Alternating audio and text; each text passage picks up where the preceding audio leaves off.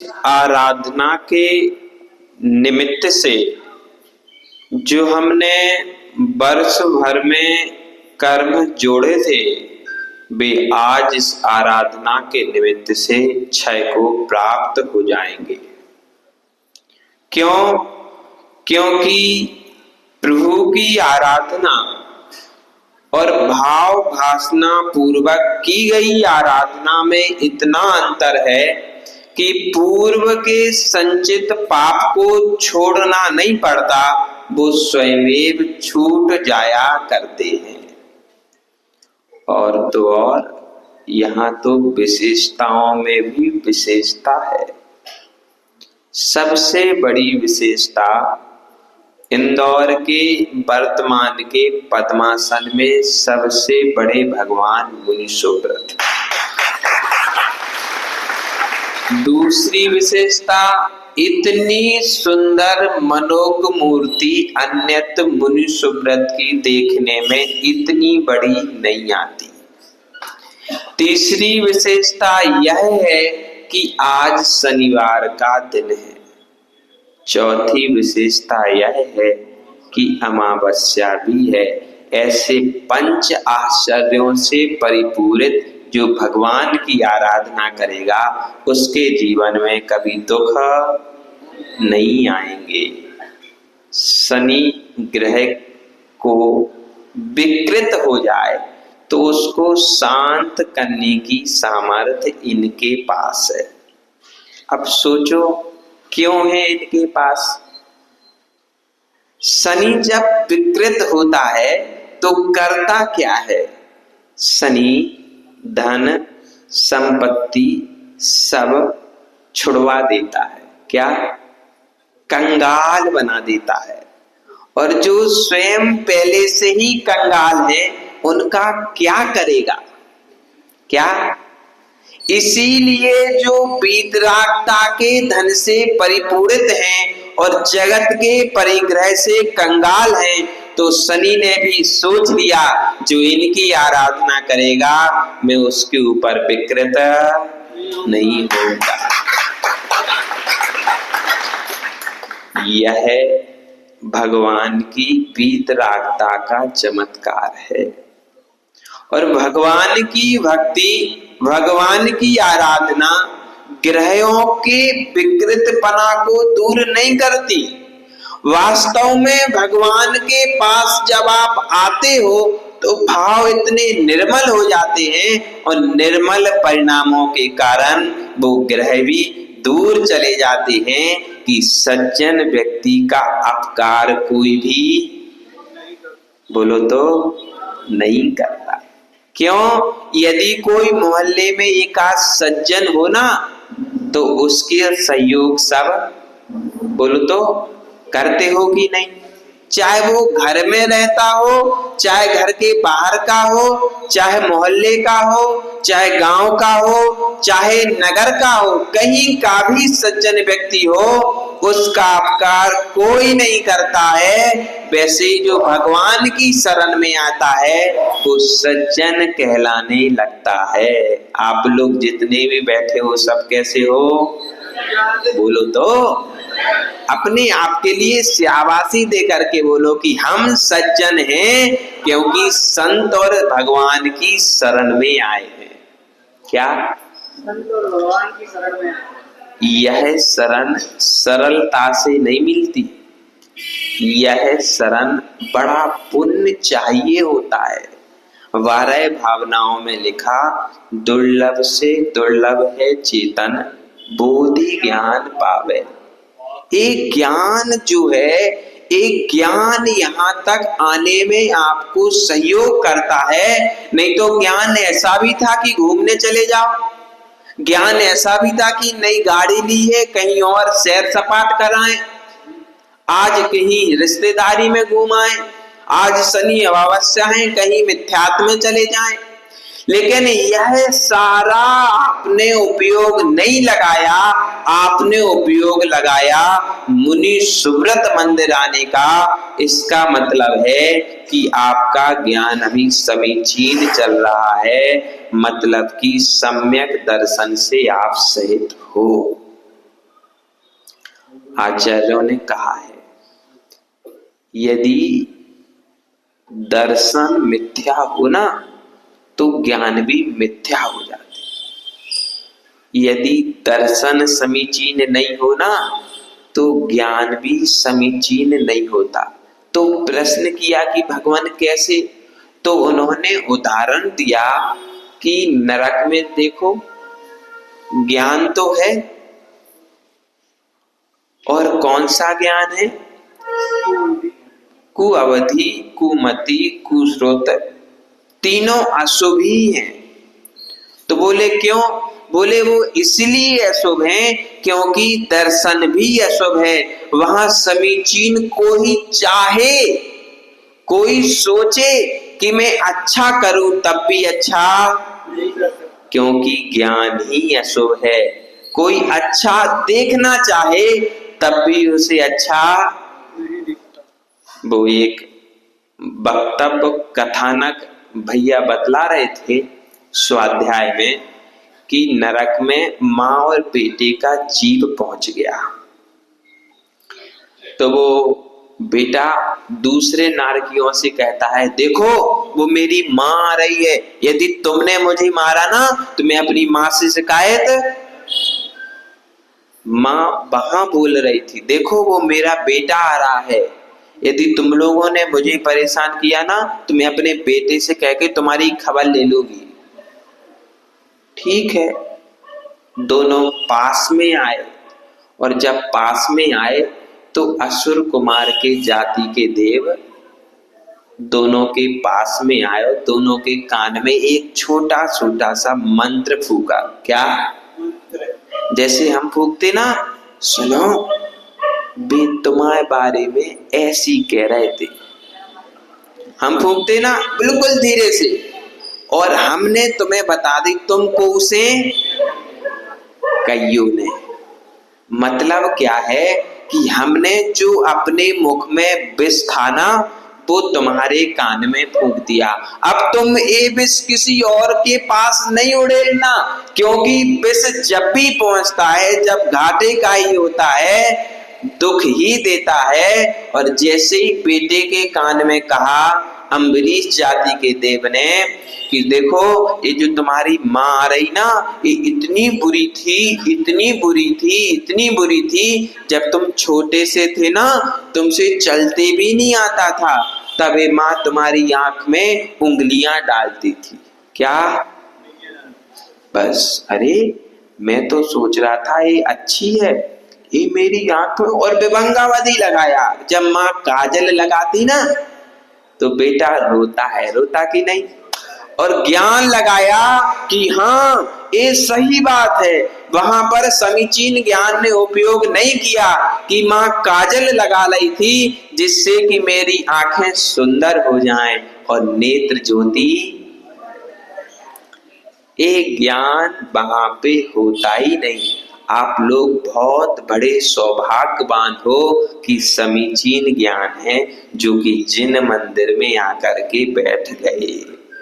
अपने आप को सौभाग्यवान समझना। कहीं यहां वहां टाकीज, गांव का चौराहा, ठेलों के बाजू में और भी नाना स्थान सबको पता होंगे, वहां हम नहीं बैठे। बैठे हैं तो देव शास्त्र गुरु की शरण में बैठे हैं, और जब जब यह शरण प्राप्त होगी तब तब कर्मों के बंध छूटते चले जाएंगे। प्रियात्मन, मां के कान में भी उस देव ने एक मंत्र फूका और कहा देखो तुम तो अच्छा सोचती थी, लेकिन ये बेटा तुम्हें परेशान करता था। तुम भोजन बना के रखती थी, लेकिन ये बेटा समय पर ये परेशान करता था।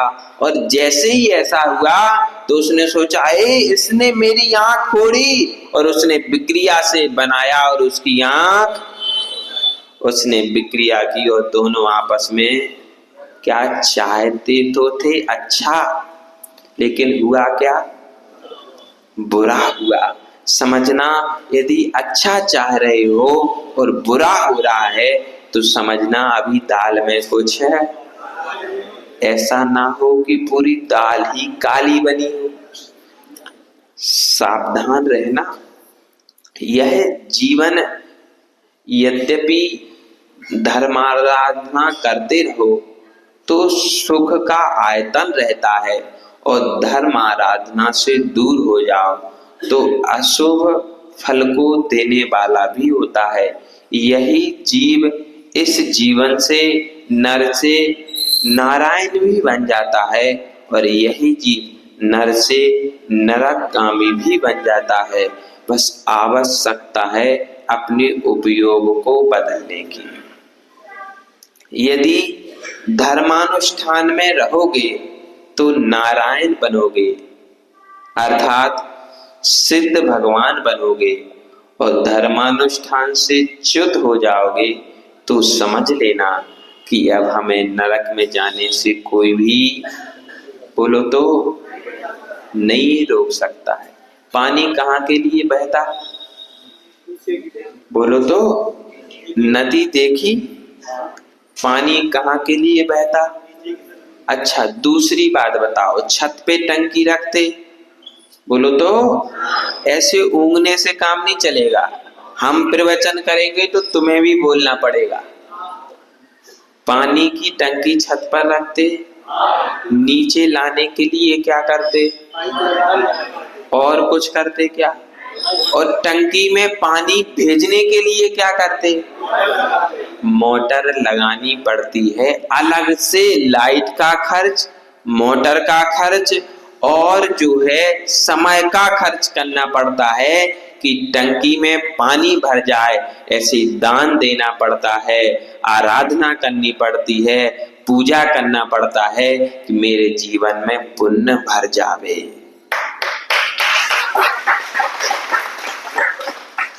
पानी नहाने के लिए चाहिए होता है बराबर, और भी अन्य आवश्यक क्रियाओं के लिए चाहिए पड़ता है। इसीलिए इतनी मेहनत।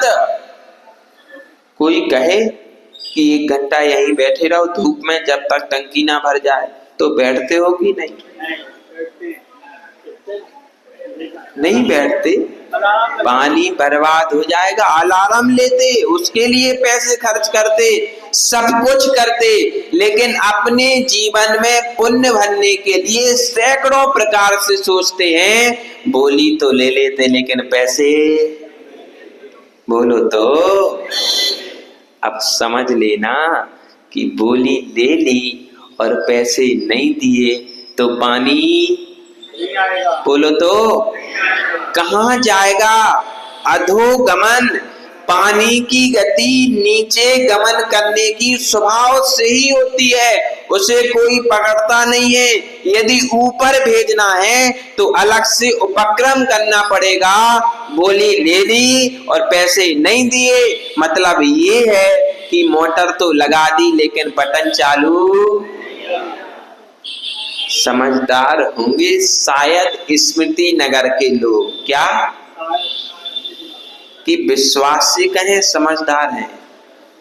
बोलो तो, बोल दे, विश्वास से कहते कि समझदार हो, कि शायद समझदार हो। हाँ, अरे ऐसा प्रश्न चिन्ह खड़ा मत करो, स्वयं की योग्यता पे। अरे अच्छा कहो ना, शब्द राशि अपर्यंता। गुरुदेव कहते थे कि शब्दों की राशि अपर्याप्तता है, बचना का दरिद्रता, बचनों में क्यों दरिद्रता की जाए। आइए पधारिए कहने में कितना अच्छा लगता है, आजा खा ले, बैठ जा, सुनने में कैसा लगता है। बराबर शब्द वही है, आजा मतलब आइए, खा ले मतलब भोजन करिए, बैठ जा बैठ जाइए, तीनों काम वही कर रहे ना। कोई अंतर है क्या? नहीं है ना अंतर, काम वही कर रहे ना। लेकिन एक बोली का कथन है कि यदि प्रेम से बोला जाता है, सम्मान सहित बोला जाता है तो अभिमान और स्वाभिमान लगता है, और निंदात्मक बोला जाता है तो ऐसा लगता कि क्यों आ गए, लगता कि नहीं। कहीं जाओ दामाद बन के अपनी ससुराल गए कि नहीं? हाँ, अब जाओ और सासू कहे आओ लाला जी, आओ लाला जी, कुंवर साहब आओ, जा धरी रोटी सो ठूस लो। बताओ, खूब तेज भूख लगी हो 2 दिन की, फिर भी रोटी खाई जाएगी क्या? बोलो तो, नहीं खाई जाएगी ना। बस यही अंतर समझना है कि यदि हमने वचनों में दरिद्रता की तो हमसे भोजन भूख होने के बाद भी नहीं खाया जाता है, और हमने भगवान के मंदिर में दरिद्रता की तो पुण्य होने के बाद भी हमें पुण्य मिलने वाला। अब फिर से प्रश्न पूछते हैं, समझदार हो कि शायद समझदार हो? बोलो तो। ऐसा नहीं करना कि बोली ले ले और पैसे करते हो क्या? ये अभी ये 10 दिन आ रहे ना, 10 लक्षण पर्व, तो सारे लक्षण आ जाते। क्या 10 लक्षण आते तो श्रावकों में सारे लक्षण आ जाते, और 10 लक्षण जाते तो सारे लक्षण। बोले 10 दिन है पूजा करनी, अभिषेक करना, दान करना, पुण्य करना, धर्मानुष्ठान करना, विधान करना, महाराजों को आहार देना, सब कुछ करना, और 11वें दिन से अब हमें जो करना सो। प्रियात्मन, यह सारी चर्चा इसलिए है कि हम हेय को छोड़ें और उपाधि को ग्रहण करें। वास्तव में हम चाहते हैं सुखों को, लेकिन सुख हमसे मिलना नहीं चाहते।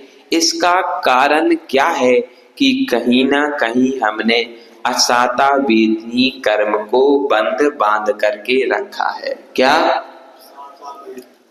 अब दूसरी बात बताते हैं। माताओं, आपसे प्रश्न है, रोटी बनाई, पूड़ी बनाई, तो रोटी के आटे से पूड़ी और पूड़ी के आटे से रोटी बन जाती क्या? अरे, आटे से रोटी पूड़ी नहीं बनती क्या? ध्यान से सुनना, गेहूं के आटे से ही बनती ना रोटी पूड़ी। तो रोटी के आटे से पूड़ी और पूड़ी की आटे से रोटी नहीं बनती। क्यों नहीं बनती?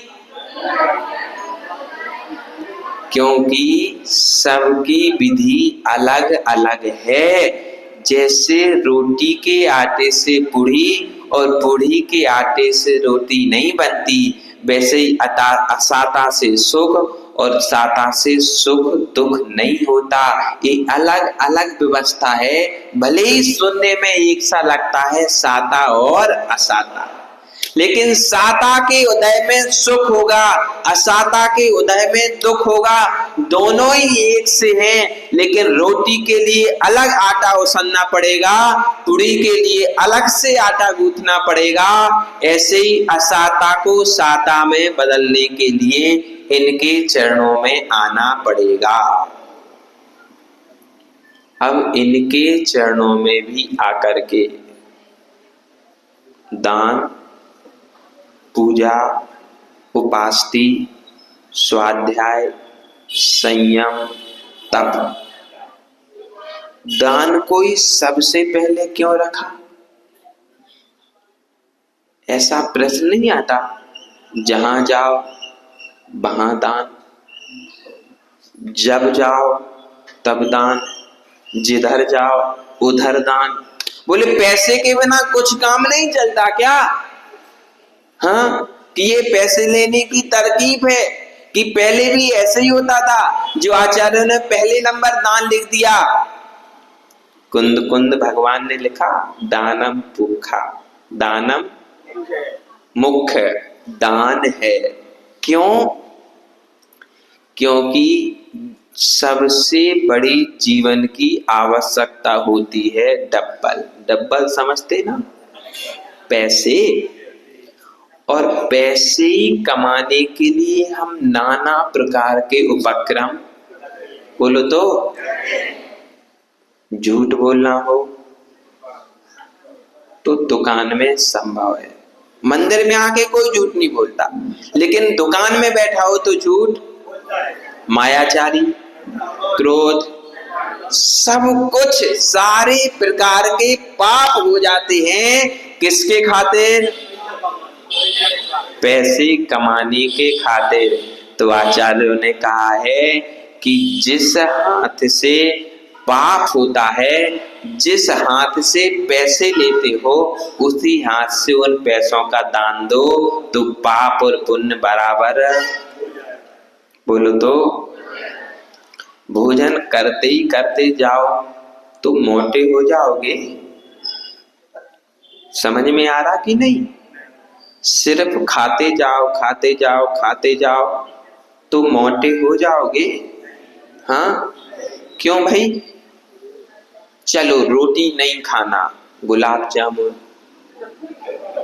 रसगुल्ले, इंदर से मालपुआ और भी नाना प्रकार के वो खसखस का हलवा, बादाम का हलवा, खाते जाओ खाते जाओ खाते जाओ तो मोटे हो जाओगे। बोलो तो। एक गोपनीय काम है, उसको त्यागना भी। बोलो तो। शर्माओ नहीं, यहाँ किसी से हम त्यागने के लिए नहीं कहेंगे, लेकिन त्याग करने के लिए कहना पड़ेगा, क्योंकि जब तक पेट का मल त्याग नहीं करते हो तब तक ताजगी नहीं आती हो। और कर्म मलों के त्यागने के लिए द्रव्य का दान। बोलो तो। अब कहते हैं कि त्याग कर दो। क्या? अब आचार्यों ने कहा कि त्याग तो करना है, लेकिन कहाँ करना है? तो सुपात्रम सुफलम दानम, कुपात्रम कुफलम भवेत। आदि पुराण जी में एक श्लोक आया, अपात्रम दुखतम तस्मात् दान चतुर्भ्या समायेत। ये दान की पद्धति है कि सोचो, समझो, विचार करो, उसके बाद दान करना। बोले ऐसा क्यों कहा? कुपात्रम कुफलम भवेत, सुपात्रम सुफलम भवेत। यदि सुपात्र को दान दोगे तो वह आपका छोटा सा भी दान बड़े अभ्युदय पुण्य को देने में। बोलो तो। आचार्यों ने कहा कि चावल के बराबर प्रतिमा और आंवले के बराबर मंदिर, इतना तो अपने जीवन में दान प्रत्येक श्रावक को। ऐसा नहीं कि मैं छोटा हूं, मैं कमाता नहीं हूं, मैं बड़ा हूं, अब जी अरुण कहें कि हम बूढ़े हो गए, लड़का के हाथ में सब है तो हम कछु नहीं कर सकत। ऐसा नहीं, प्रत्येक श्रावक को करना चाहिए, क्योंकि इतना पाप तो प्रत्येक श्रावक। अब ऐसी व्यवस्था नहीं है कि मंदिर में इतनी सारी प्रतिमा रख ले तो प्रतिमा ही प्रतिमा दिखेगी। तो भाई और भी काम होते हैं जिनमें दान दे करके हम अपने पुण्य को संचय कर सकते हैं। लेकिन इससे और एक बड़ी बात है, एक महानुभाव हमारे पास आए, बोले महाराज हम बड़ी बोली नहीं लगाते। तो हमने एक बार नहीं सुना, दूसरी बार उन्होंने फिर से कहा महाराज हम बड़ी बोली नहीं लगाते। तो हमने भी कहा क्यों नहीं लगाते? मौन में ही थे, हमने ऐसा हाथ किया तो वो समझ गए। बोले महाराज जितनी जेब में हो तो उतना ही लगा। तो हमने कहा क्यों?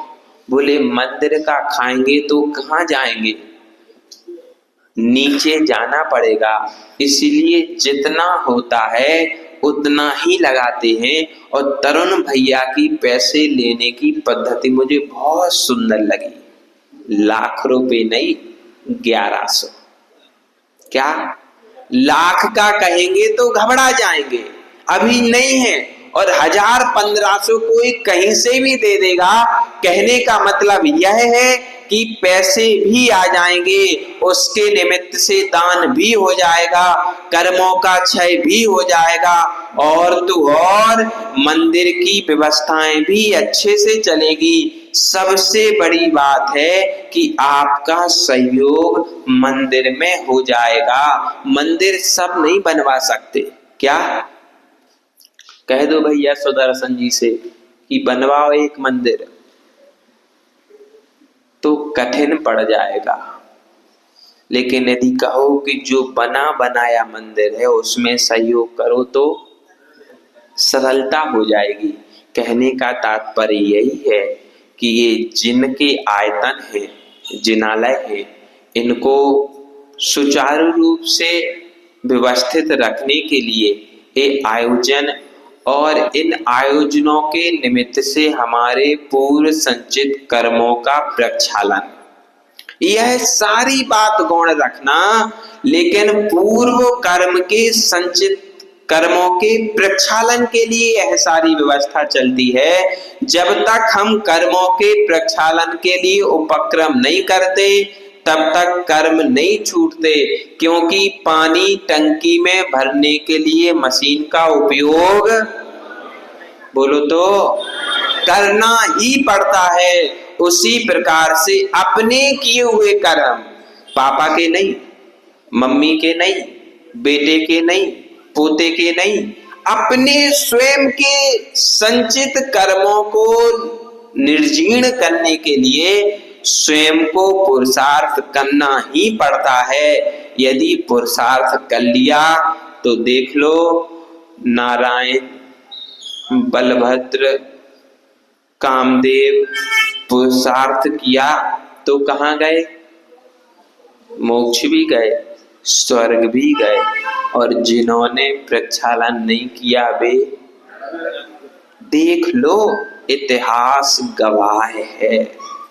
कोई हम अपने मन से मनगढ़ंत बातें नहीं सुना रहे कि हमें कोई कमीशन नहीं मिलनी है कि महाराज 5% आपके, 2% आपके। कहने का तात्पर्य यही है कि आपके कर्मों के प्रक्षालन के लिए और धर्मायतन की सुरक्षा के लिए और स्वयं के वैभव के लिए, क्या वैभव भी बढ़ता है। मुझे एक संस्मरण याद आता है, बहुत छोटे थे तब पूज्य निर्यापक समता सागर जी महाराज हमारे गांव के पास से निकले थे। तब हम लोग उनके दर्शन के लिए गए थे, तो उन्होंने एक संस्मरण सुनाया था कि संत शिरोमणि विद्यासागर जी के पास एक गरीब व्यक्ति आया। उसने अपनी व्यथा सुनाई, महाराज 2 टाइम की रोटी बड़ी मुश्किल से हो पाती है, और कभी कभी तो ऐसा होता है कि 1 टाइम खाकर और 1 टाइम पानी पीकर सोना पड़ता है। विकट स्थिति है, मैं क्या करूं? कुछ आप मंत्र दो, कुछ आप आराधना दो, कुछ उपाय बताओ जिससे कि मेरी कम से कम आजीविका तो। गुरुजी बोले कि प्रतिदिन दान देना प्रारंभ कर दो। क्या सुन करके अटपटा लगता है कि जिसके पास खाने को तो है नहीं उससे कह रहा है दान। महाराजों ने कहा गुरुजी क्या कह रहे हो आप? बोले दान देना, उसके पास खाने को तो है नहीं, दान कहां से देगा? तो आचार्य श्री ने कहा सुना करो, समझा करो। बहुत समय बाद जब वो आया तो अच्छा पूंजीपति सेठ बन के आया, और उसने जब लाखों की बोली ली तब पास में जाके बोला गुरुजी मैं वही हूं जिसे खाने के लाले। कहने का तात्पर्य यही है कि यह अभ्युदय सुख वैभव को भी देता है। जब तक दान नहीं दोगे तब तक कीर्ति भी, बोली लेते तो कीर्ति होती कि नहीं, कलश लेते तो कीर्ति होती कि नहीं। ये सब कीर्ति के भी उपाय हैं, और सबसे बड़ी कीर्ति है कि निज आत्म तत्व की प्रसिद्धि होती है और दान देने से परिग्रह कम होता है। और आचार्यों ने कहा ना तत्वार सूत्र में अल्पारम परिग्रहतम, बोलो तो मानुषस्य। तत्वार सूत्र नहीं पढ़ते क्या? पढ़ना चाहिए। ये जैनागम का छोटा सा भले ही है लेकिन बृहद समय सार के बराबर ही है। इसका अध्ययन करना चाहिए। इसको एक बार पढ़ने से 10 अध्याय का पाठ करने से एक उपवास का फल, बोलो तो 2 टाइम खाओ और 1 टाइम पाठ करो फिर भी उपवास का फल मिलता है। कहने का तात्पर्य यही है कि हम इन सभी अनुष्ठानों में अपने भाव विशुद्धि को बढ़ाते रहें और भावों की बढ़ती हुई विशुद्धि हमें एक ना एक दिन पंचम गति तक पहुंचाने का काम अवश्य करेगी। और वह पंचम गति इसी मनुष्य पर्याय से संभव है। त्रियंच हो तो 5वां गुण स्थान। क्या? कितनी भी साधना कर लो 5वें गुण स्थान से ऊपर नारकी हो। यदि छायक सम्यक दर्शन है, छायु सम्यक दर्शन है तो 4था गुण स्थान। कौन सा? कितना भी कुछ कर लो तुम नरक में रहोगे तो 5वां गुण स्थान प्राप्त नहीं कर सकते। देवता बन जाओ तब भी 4था ही गुण स्थान रहता है। उस गुण स्थान से ऊपर नहीं जा सकते हो। लेकिन मनुष्यों में एक ऐसी अल्टीमेट व्यवस्था है कि आप जितना पुरुषार्थ करो उतने ऊपर गुण स्थानों में पहुंच सकते हो। और वह गुण स्थान सहजता से नहीं मिलते। क्या? ऊपर जाना है ना, ऊपर जाना है ना। तो देखो अब हम लोग का 6वां और 7वां गुण स्थान है तो सब कुछ छूट गया। क्या? भाल लेकर के ऊपर नहीं जा सकते। गुरु ने शिष्य से कहा बेटा ये पत्थरों का भरा हुआ टोकरा है तुम पर्वत पर ले आओ। तो वो ले जाने लगा तो पसीने से लथपथ हो गया, पैर लड़खड़ाने लगे, घबराने लगा, सांस तेज चलने लगी और थोड़ी दूर पहुंच पाया। गुरुजी ऊपर पहुंच गए और बुलाते आजा बेटा। तो उसने कहा ये रखा कहां से आ जाए? तो कहा चलो इसको नीचे रख दो और ऊपर। तो थका हुआ व्यक्ति भी ऊपर पहुंच गया। समझने के लिए थोड़ी सी ही बात है कि जो थक जाएं, गुलाबचंद जी, जो थक जाएं वो अपना भार, बोलो तो सबसे बड़ा भार है 4 कपड़ों का, 2 भीतर के 2 बाहर के। और ये 4 वस्त्र जब छूट जाते हैं तो निर्भर हो जाते हैं। देखो थोड़े से निर्भर हुए तो यहां तक, क्या पूरे निर्भर हो जाएंगे तो यहां तक, और पूरे हो जाएंगे तो उसके ऊपर जाने की इस मनुष्य पर्याय में ही सुविधा है। समझदार हो कि शायद समझदार हो, बार बार पूछ लेना चाहिए। ऐसा नहीं बात को भूल जाओ। क्या? बोलो तो अभी भी कंफ्यूजन है क्या? समझदार हो ना? पक्का पक्का? तो समझ में आ रहा? बोलो तो काम करोगे? अरे ऐसा थोड़ी होना चाहिए। जब समझ में भी आ रहा, समझदार भी हो तो काम करना चाहिए। भाई ये इंजीनियर है बच्चा, तो इंजीनियर में जानता है, पढ़ा लिखा है, समझदार है, तो काम करने जाता कि नहीं? अब तुम लोग समझदार हो, पढ़े लिखे हो, नहीं थे तो हमने पढ़ा लिखा दिया, अब काम करोगे कि नहीं? बोलो तो जिससे जितना संभव हो उतना काम करना ही करना चाहिए। कोई जगत के काम नहीं करवाना है, मात्र आत्म कल्याण के काम ही करना है। धीरे धीरे परिग्रह को छोड़ते जाओ।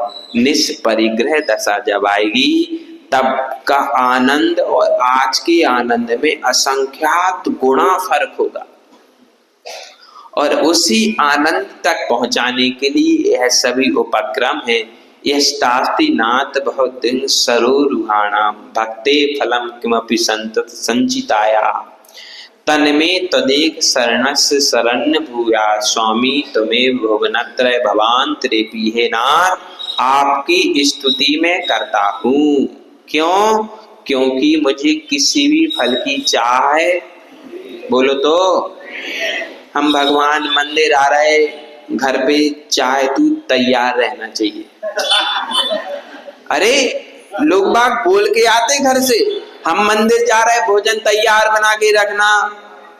तो ये सेटिंग कर रहे हो क्या कि जब तक हम मंदिर जा रहे जब तक तैयार रखना? ये तो एक उदाहरण मात्र है। हम भगवान से मांगते हैं, भगवान आज हमने आपकी भक्ति की नौकरी लग जाए,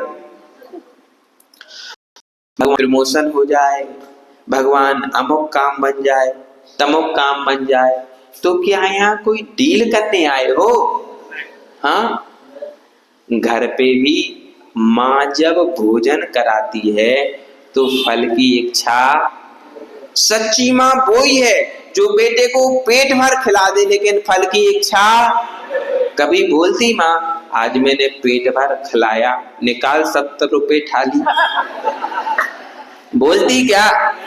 जब माँ बेटे से नहीं बोलती तो 3 भुवन के नाथ से तुम कैसे बोल सकते हो कि मुझे अमुक वस्तु चाहिए? बोलो, यह ठीक है क्या?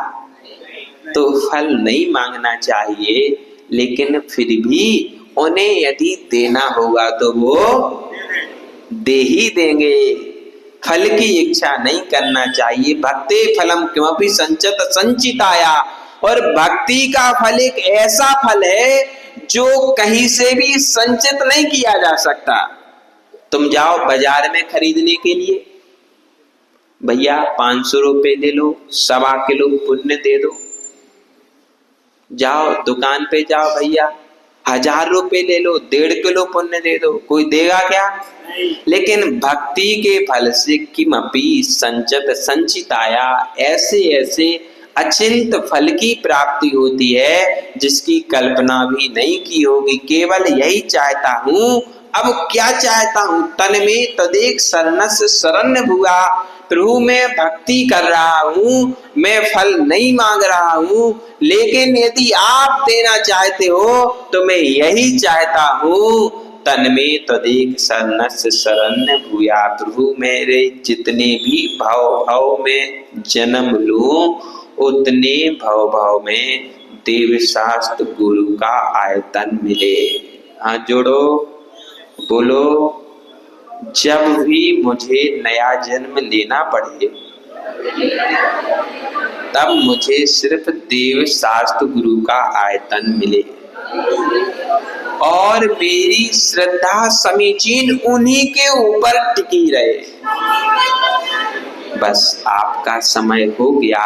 इतना संकल्प यदि भाव भाव में करते रहोगे, जब तक मोक्ष जा रहे हो तब तक भगवान मिलते रहे, तो समझना कि मोक्ष की टिकट पक्की है। बोलो गुरुदेव विभव सागर जी महाराज। परम पूज्य श्री गुरुदेव सागर जी महाराज की।